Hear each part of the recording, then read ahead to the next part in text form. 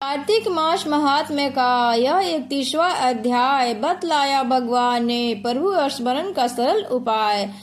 जय सनातनी में आप सबका एक बार फिर से हार्दिक स्वागत है। आज हम इस अंक में जुड़ेंगे कार्तिक मास महात्म कथा अध्याय 31 से।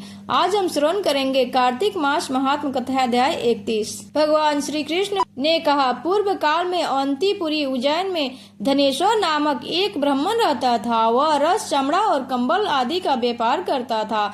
वह वैश्यागामी आदि का मद्यपान आदि बुरे कर्मों में लिप्त रहता था। चूंकि वह रात दिन पाप में रत रहता था, इसलिए वह व्यापार करने नगर नगर घूमता था। एक दिन वह विक्रय के कार्य में घूमता हुआ महिष्मतीपुरी में जा पहुंचा।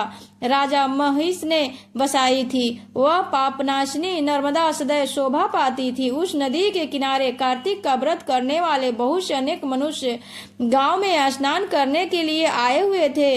धनेश्वर ने उन सबको देखा और अपना सामान बेचता हुआ वह 1 मास तक वहां रहा। वह अपने माल को बेचता हुआ नर्मदा नदी के तट पर घूमता हुआ स्नान, जप और देवार्चन में लगे हुए ब्राह्मणों को देखा और वैष्णवों के मुख से भगवान विष्णु के नामों का कीर्तन सुनता था। वह वहां रहकर उनका स्पर्श करता रहा, उनसे बातचीत करता रहा। वह कार्तिक के व्रत की उद्यापन विधि तथा जागरण भी देखता रहा। उसने पूर्णिमा के व्रत को भी देखा कि व्रती ब्राह्मणों तथा गौओं को भोजन करा रहे हैं, उनको दक्षिणा आदि भी दे रहे हैं। उसने नित्य प्रति भगवान शंकर की प्रसन्नता के लिए होती दीपमाला भी देखी।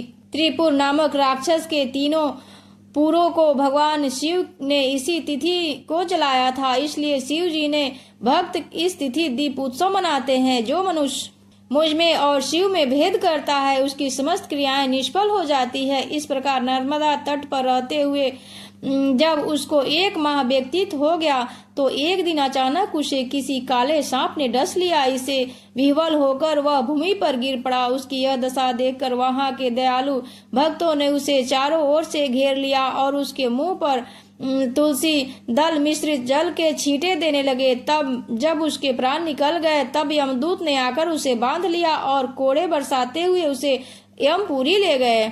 उसे देखकर चित्रगुप्त ने यमराज से कहा, उसने बाल्यावस्था से लेकर आज तक केवल बुरे कार्य ही किए हैं। इसके जीवन में तो पुण्य का लेश मात्र भी दृष्टि गोचर नहीं होता। यदि मैं पूरे 1 वर्ष तक भी आपको सुनता रहूं तो भी इसके पापों की सूची समाप्त नहीं होगी। यह महापापी है, इसलिए इसको 1 कल्प तक घोर नरक में डालना चाहिए। चित्रगुप्त की बात सुनकर यमराज ने कुपित होकर काल नेमी के समान अपना भयंकर रूप दिखाते हुए अपने अनुचरों को आज्ञा देते हुए कहा, हे प्रेत सेनापतियों, इस दुष्ट को मुद्गरों से मारते हुए कुंभीपाक नरक में डाल दो। सेनापतियों ने मुगदरों से उसका सिर फोड़ते हुए कुंभीपाक नरक में ले जाकर खौलते हुए तेल के कड़ाहे में डाल दिया। प्रेत सेनापतियों ने उसे जैसे ही तेल के कड़ाहे में डाला, वैसे ही वहां का कुंड शीतल हो गया। ठीक उसी प्रकार जिस प्रकार पूर्व काल में